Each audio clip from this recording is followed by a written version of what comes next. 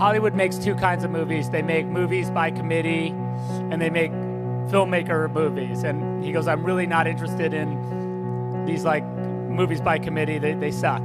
The best movies, my favorite movies are, you know, where you can feel the personality of the director, and it's all about that.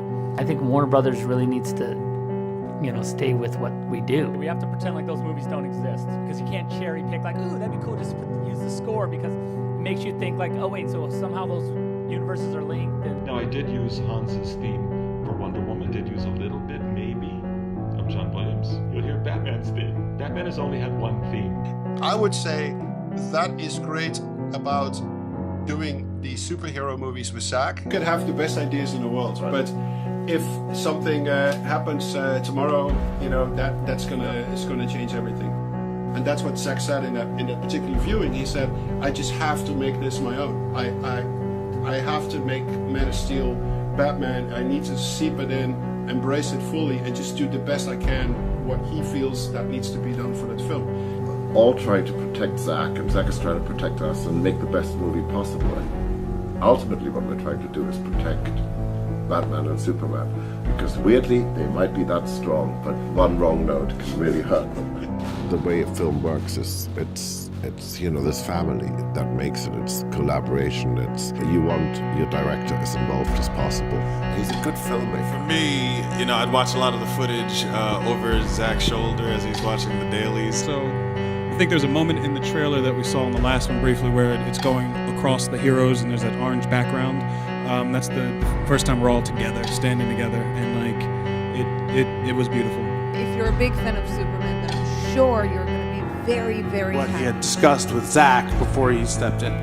Take us to a more traditional version of Batman in the Justice League comics. Everyone watching this movie is going to identify with the differences between characters and the similarities between characters as well.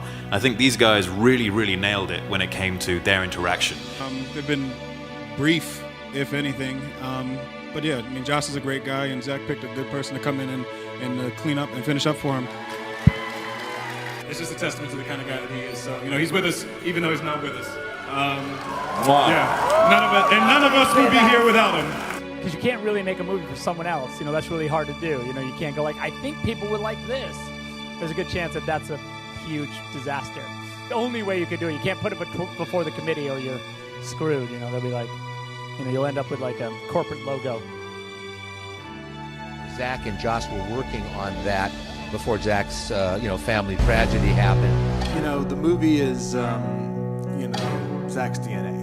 The ship is, in essence, sailing. I found as a director, you could maybe change 10%. We were fortunate that when Zack was not able to continue, we got really lucky in that we got a guy who's very accomplished in his own right, and he kind of sprinkled some of his, his fairy dust on our movie and finished it. I don't think there's any way to go back, like, to me, and I look at those scenes and go, that's a Joss scene, that's a Zack scene, it was more, they were both working together toward a common goal. So not being able to complete his vision, was extremely difficult.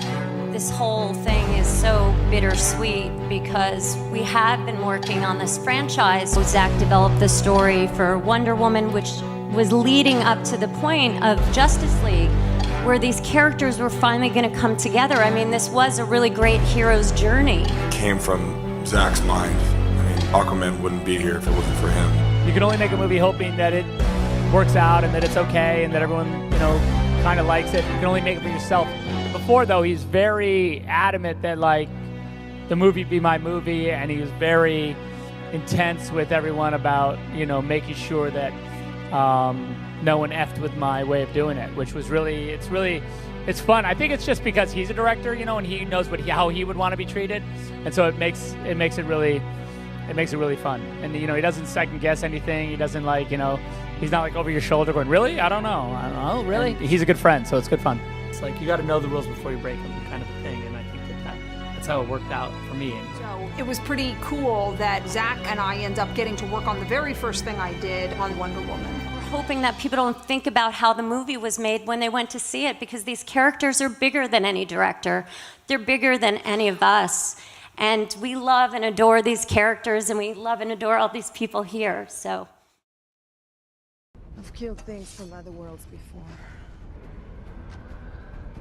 She with you? I thought she was with you. I wouldn't say that it was predominantly to, quote, tweak the tone, unquote. Glad I didn't miss this. So am I. Yeah. Now she's glad.